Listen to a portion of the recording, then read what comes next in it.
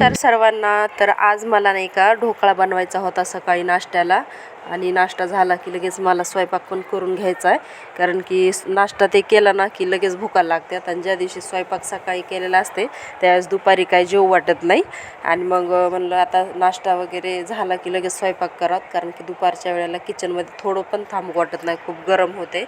तर त्यासाठी मी इथे इन्स्टंट पीठ वापरलेलं आहे, आणि हे कुकरच्या पातेल्यामध्ये मी बनवणार आहे. माझ्याकडे ते ढोकळ्याचं काही भांडंच नाही, तर मी इथे इडलीचं भांडं घेतलं आहे आणि कुकरच्या भांड्यामध्ये ढोकळा बनवायला घेतलेला आहे. तर याच्यामध्ये पण खूप छान ढोकळा होतो आहे. मी याच्यामध्येच करत असते नेहमी ढोकळा.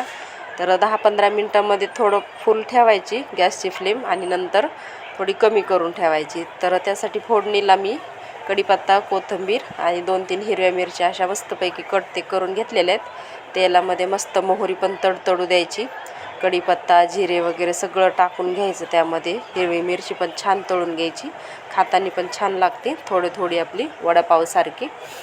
तर छानपैकी इथे तळून घेतलं ना, तर इथे 1 ग्लास मी पाणी वापरले, नाही 1.5 ग्लास वापरले पाणी. तर पाण्यामध्येच ना साखर टाकून घ्यायची, अर्धा कप. मी अर्धा कपच म्हणजे आपल्या अंदाजानुसार तुम्हाला जसं पाहिजे तसं तुम्ही टाकू पण शकतायत.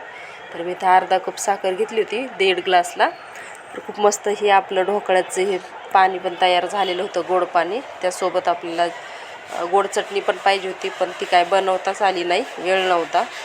तर छान असं पाणी पण असं आपलं उकळलं, चांगलं उकळू द्यायचं, पूर्ण साखर वगैरे ह्याच्यातली विरघळू द्यायची. आणि एका साईडला आपला ढोकळा पण मस्तपैकी तयार होत होता, आणि एकीकडं आपलं पाणी मस्त उकळत होतं. छान, खूप छान झालं होतं, टेस्टी.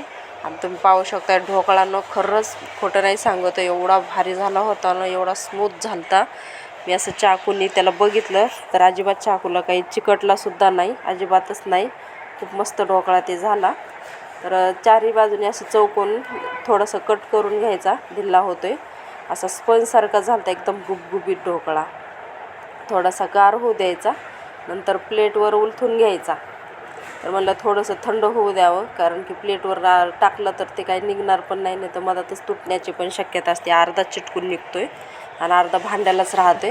अशा चौबाजूने त्याच्या कडा काढून घ्यायच्या चाकूने अलगद, थोडा गार झाल्यावर. आणि भांडं उलथं करायचं प्लेटवर. मस्तपैकी असा पूर्ण ढोकळा निघालेला होता. त्याला आता सरळ करून घ्यायचं ना, असं मस्तपैकी आपल्याला तुम्हाला हवे तसे तुम्ही काप करू शकता ढोकळ्याचे. तर कापतानासुद्धा एवढा स्पंजी लागत होता ना, ते खूपच असा मऊ मऊ होता. पाहू शकतायत मी ते प्लेटमध्ये सुद्धा घेतलेला आहे. तर एवढा छान नरम झालता ना ढोकळा, सर्वांनाच आवडला. तर राजवीर काही उठलेला नव्हता, तर राजवीरला म्हणलं नंतर करून देईन. मग आम्ही तिघांनीच सगळा ढोकळा एवढा खाऊन घेतला.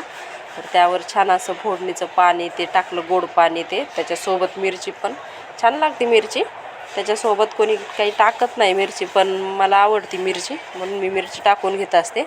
फक्त थोडीशी आपली लाल चटणी पाहिजे होती, याची आंबट गोड चटणी.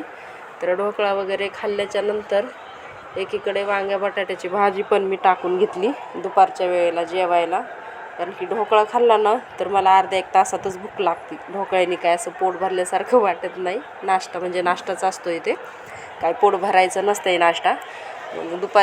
दुपारसाठी मी इथे लगेच चपात्या पण करून घेतल्या, लगेच भाजी ते झाली.